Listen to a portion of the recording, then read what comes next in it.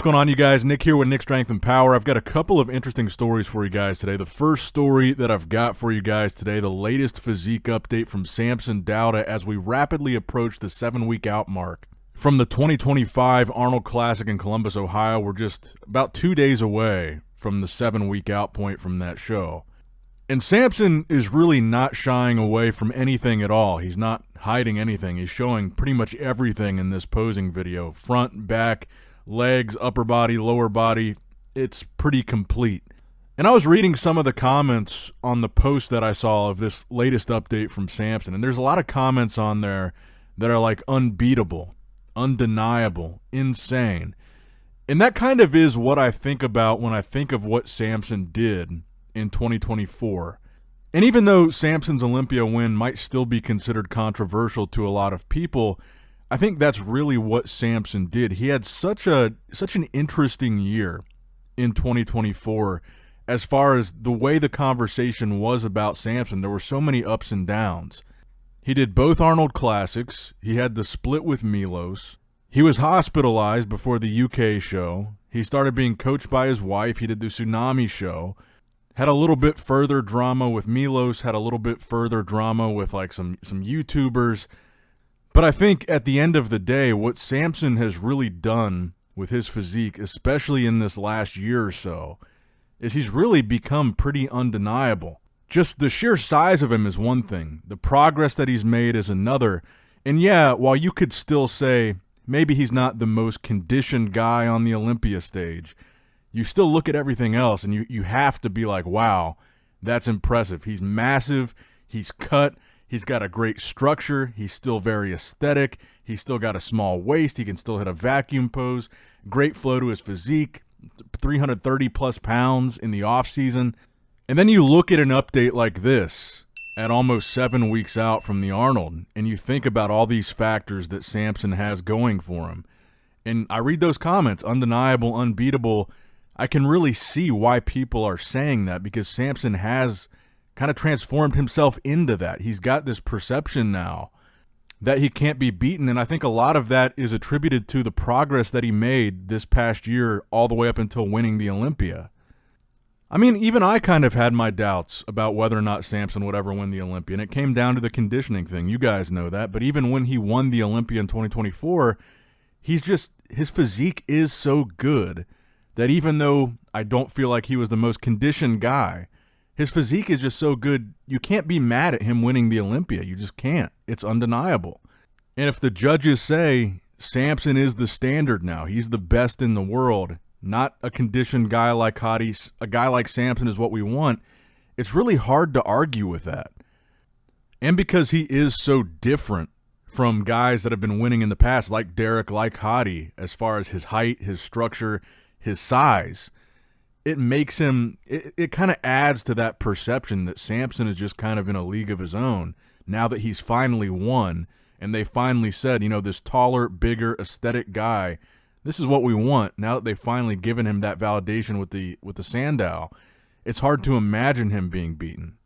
And of course, that's not to say that he is unbeatable. Nobody is unbeatable. Anybody can be beaten. But as we approach the Arnold and you see stuff like this, it's really hard to visualize somebody beating him in March, because this is undeniably just a killer physique. I mean, we're still 8 weeks and some change out, and you're seeing, you know, a slight Christmas tree. You're seeing slight separation in the glutes.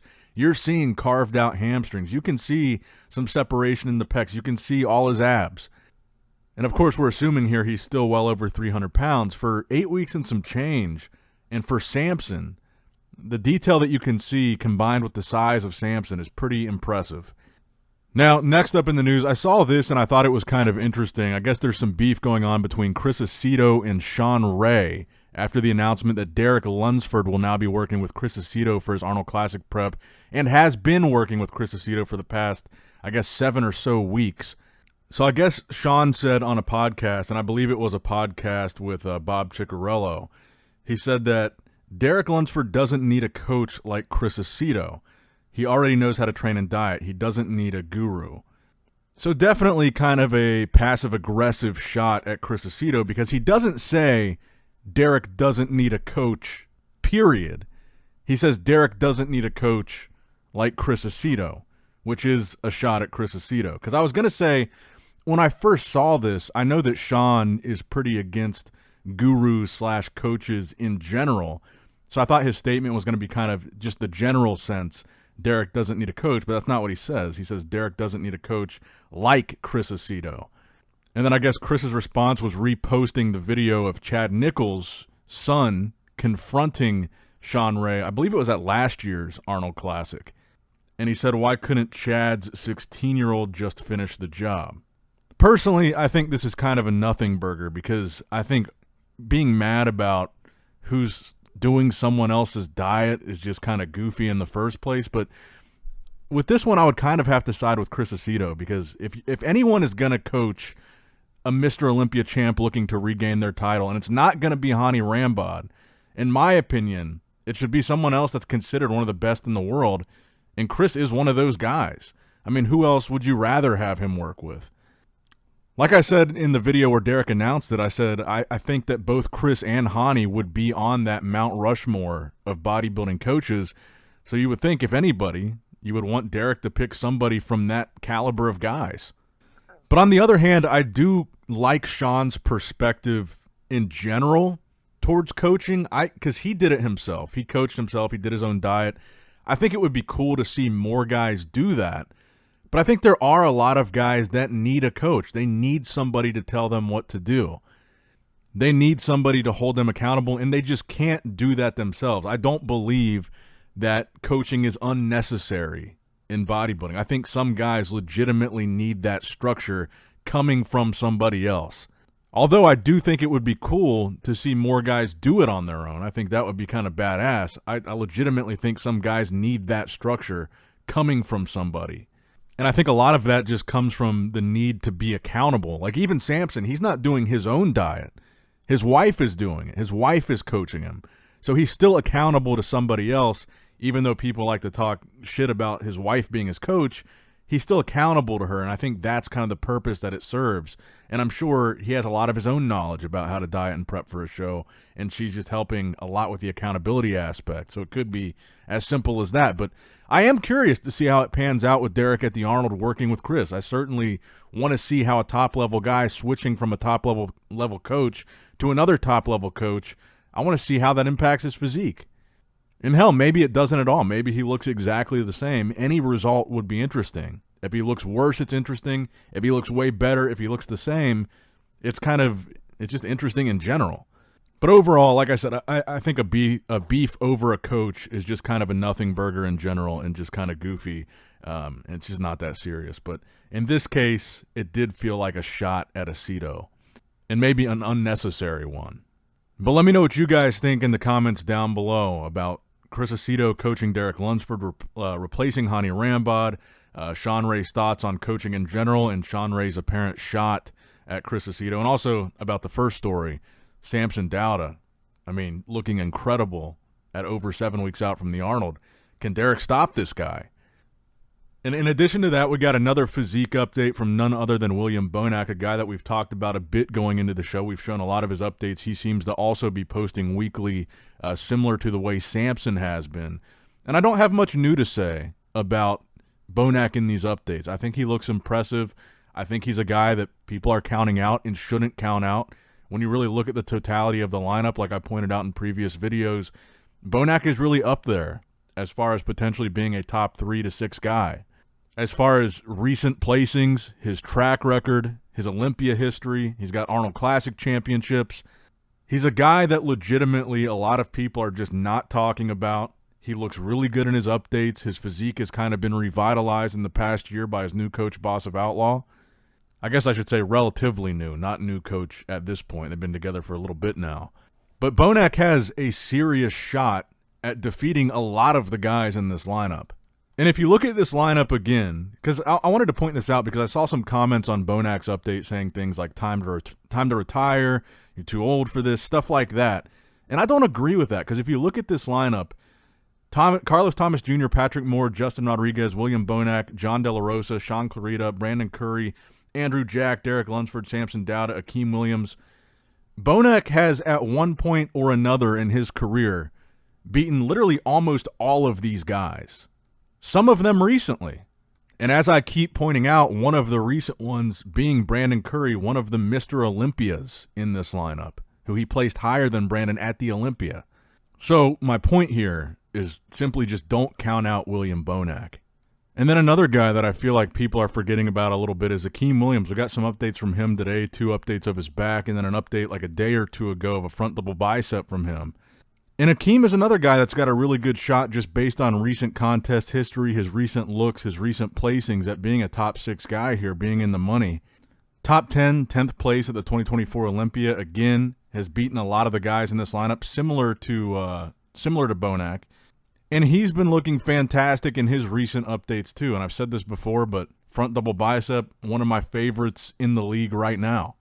If you want to talk about a crazy front double bicep, it doesn't get a whole lot crazier than Akim Williams. Just the sheer size of him, his structure is crazy, but the peaks on his biceps are just huge, separated, split down the middle. He's another guy that could realistically be in that 3 to 6 range.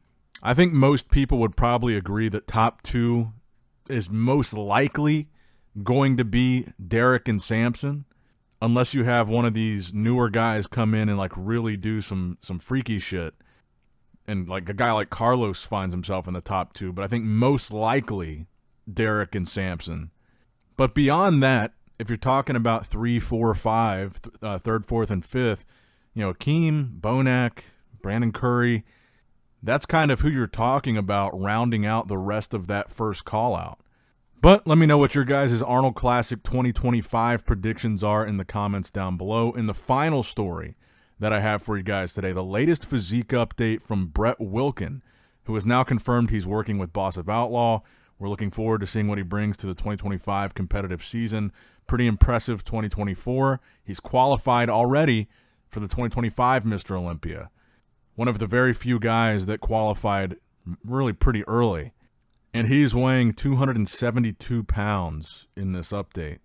I don't know if he's fully intending on doing any shows before the Olympia or not because he's qualified early. I would assume he's focused exclusively on that and having a crazy Olympia debut like his best friend Martin Fitzwater. But maybe we do see him in some of those shows like Pittsburgh. And again, he's another case of a guy that I'm very curious to see when it comes to coaching. He's a guy that left Matt Jansen. Now he's working with Stefan and seeing the differences in how these guys look when they switch coaches, especially some of these guys that have been with a coach for a very long time, like Derek and Hani, for example. It's going to be very interesting to see a different version of their physique under someone else's guidance. And there have been several times throughout bodybuilding history, like at the Olympia level, where a different coach made all the difference. And it seems like we're going to have the opportunity to watch a lot of that in 2025. But let me know what you guys think in the comments down below. Make sure you like the video, subscribe to the channel, click that bell notification icon. And if you live in the Midwest, it sounds like we're going to get a lot more snow this weekend. So again, hope you guys are staying safe. Hope you guys are staying warm. I've got about a foot of snow outside my house right now. I hope you guys have less than that. But as always, I love you guys. Appreciate you guys. Nick Strength and Power, signing out. All right, guys, don't forget to click that like button and subscribe to this channel if you enjoy the content. Also, check out my Instagram at NickStrengthPower, my Facebook page, which is simply Nick Strength and Power, my secondary YouTube channel, Nick Strength and Vlogs, for vlogs and bonus content that you will not see on this channel. And consider subscribing to my third YouTube channel, Nick Strength and Pokemon, which is all things Pokemon and trading card games, completely unrelated to this channel. So if you're into that, give that one a look. And all links to merchandise and social media will be in the description box below. If you guys want a Nick Strength and Power t-shirt, that will be in the Shopify link below. Have a great day.